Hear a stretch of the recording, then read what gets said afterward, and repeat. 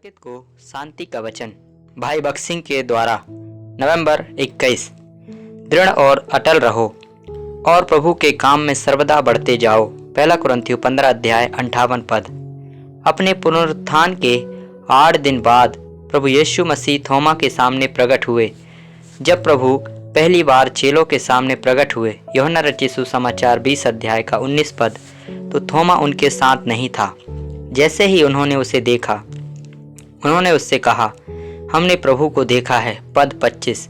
थोमा ने अविश्वास से उत्तर दिया, जब तक मैं उसके हाथों में कीलों की छाप ना देखूं और कीलों की छाप में अपनी उंगली ना डालूं और अपना हाथ उसके पंजर में डाल दूं, तब तक मैं विश्वास नहीं करूंगा। सो थोमा के निमित्त प्रभु फिर प्रकट हुआ और जब वह औरों के संग था, तब उससे कहा, अपनी उंगली यहाँ बढ़ा और मेरे हाथ देख, और अपने हाथ को यहाँ बढ़ा मेरे पंजर में डाल दे, और ऐसा ना हो अविश्वासी नहीं लेकिन विश्वासी हो। और थोमा ने उत्तर दिया, हे मेरे प्रभु और मेरे परमेश्वर। यीशु ने उससे कहा, हे थोमा, क्योंकि तूने मुझे देखकर विश्वास किया है।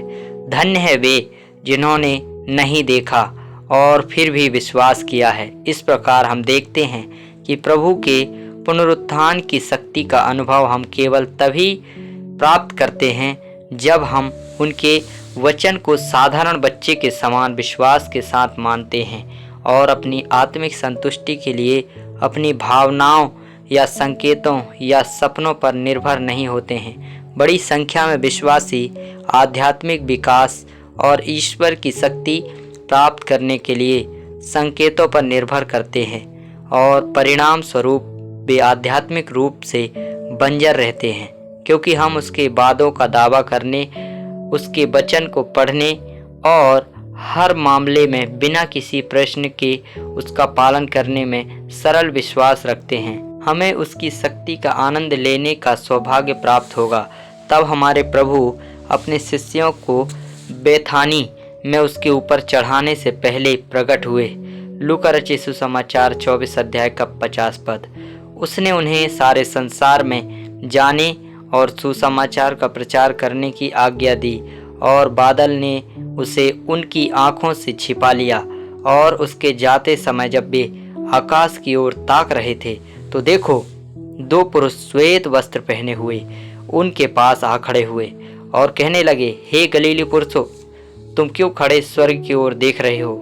यही यीशु जो तुम्हारे पास से स्वर्ग पर उठा लिया गया है, जिस रीति से तुमने उसे स्वर्ग को जाते देखा है, उसी रीति से वह फिर आएगा। प्रेरितों के काम 1 अध्याय का 9 पद से 11 पद। और इस प्रकार वे उसके स्वर्गारोहण के साक्षी बने और उन्हें उसके दूसरे बार महिमा सहित प्रकट होने की प्रतिज्ञा दी गई। फिर यूहन्ना रचित सुसमाचार 14 अध्याय का 3 पद के अनुसार, जो उसको ग्रहण करते हैं उनके लिए वापस आएगा।